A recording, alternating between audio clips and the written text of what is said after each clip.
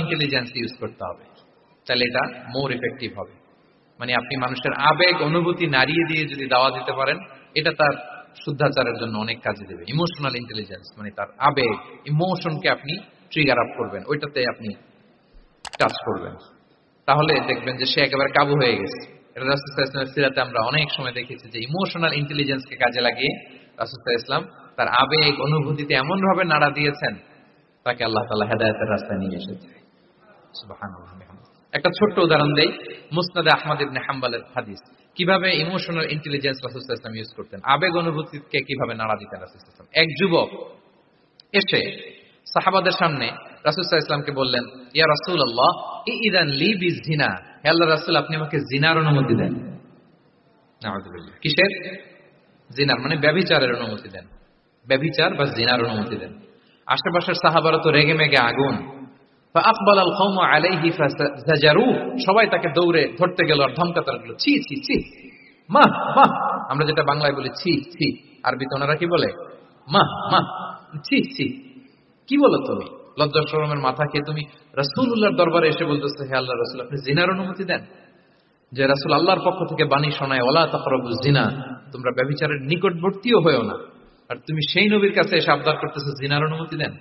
তারা যখন তেরে আসলো এই যুবকের দিকে, রাসূল সাল্লাল্লাহু আলাইহি ওয়াসাল্লাম তাদেরকে থামালেন, বললেন যে তোমরা থামো, যুবককে ডেকে আনো আমার কাছে। যুবককে নিয়ে আসা হলো, রাসূল সাল্লাল্লাহু আলাইহি ওয়াসাল্লাম তাকে পরম আদরে কাছে টেনে নিলেন। এবার তাকে জিজ্ঞেস করলেন, তুমি জিনার অনুমতি চাও না? বলে যে ইয়া রাসূলুল্লাহ জি, জিনার অনুমতি চাই। তখন রাসূল সাল্লাল্লাহু আলাইহি ওয়াসাল্লাম বললেন, তুমি আমাকে উত্তর দাও তো, তুমি বলো তো যে আতুহিব্বুহু লি উম্মিক, তুমি কি পছন্দ করবে যে কোনো পরপুরুষ তোমার মায়ের সাথে এই জিনাটা করুক?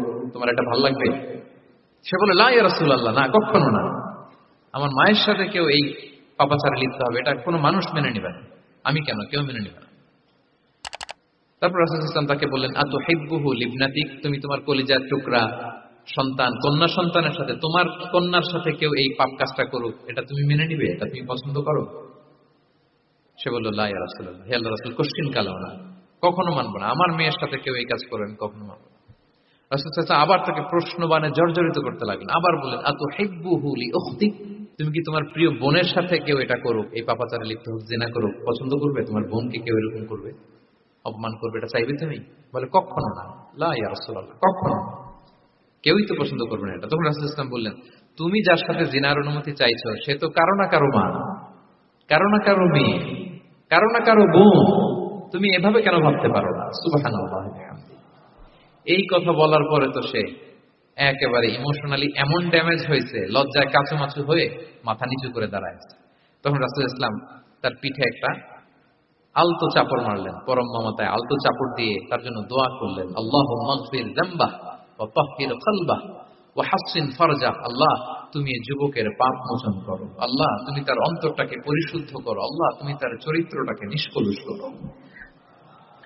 এই হাদিসের রাবি উনি বলতেছেন, ফালাম ইয়াকুন বা'দা যালিকাল ফাতা ইয়ালতাফিতু ইলা শাই, ওই দিনের পর থেকে এই যুবক কখনো কোনো পরনারীর দিকে রাস্তায় তাকায়নি।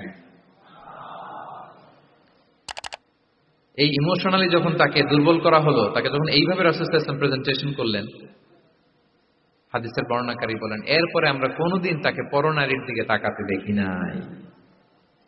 তার হৃদয়টাকে আল্লাহ তাআলা পরিশুদ্ধ করে দেন। রাসূল সাল্লাল্লাহু আলাইহি ওয়াসাল্লাম ওয়ায়ুযাক্কিহিম, কিভাবে মানুষকে পরিশুদ্ধ করতে দেখেন, কিভাবে তার আবেগ অনুভূতিকে নাড়িয়ে তার চিন্তার জগতে আলোড়ন সৃষ্টি করে তাকে এমন ভাবে কাবু করলেন যে রাসূল সাল্লাল্লাহু আলাইহি ওয়াসাল্লাম যেই দিকে তাকে গাইড করতেছে এখন সে সেদিকেই যেতে বাধ্য। সো এইটা আমাদেরকে করতে হবে, ইমোশনাল ইন্টেলিজেন্স কাজে লাগিয়ে মানুষের আবেগ অনুভূতিতে নাড়া দিয়ে যদি আপনি তাকে কোনো কথা, কোনো বার্তা, কোনো নাসিহাত করেন, তখন সেটা সে শুনে, এমন শুনে এমন ভাবে সে হেদায়েতের পথে আসে যেটা আমরা কল্পনাও করতে পারি না। তাহলে এটা যেন আমরা করি, এটা খুবই প্রোডাক্টিভ, এটা খুবই ইফেক্টিভ, এটা খুবই ফ্রুটফুল, কাজে দেয় মানুষকে ইমোশনালি তাকে দাওয়া দেওয়া।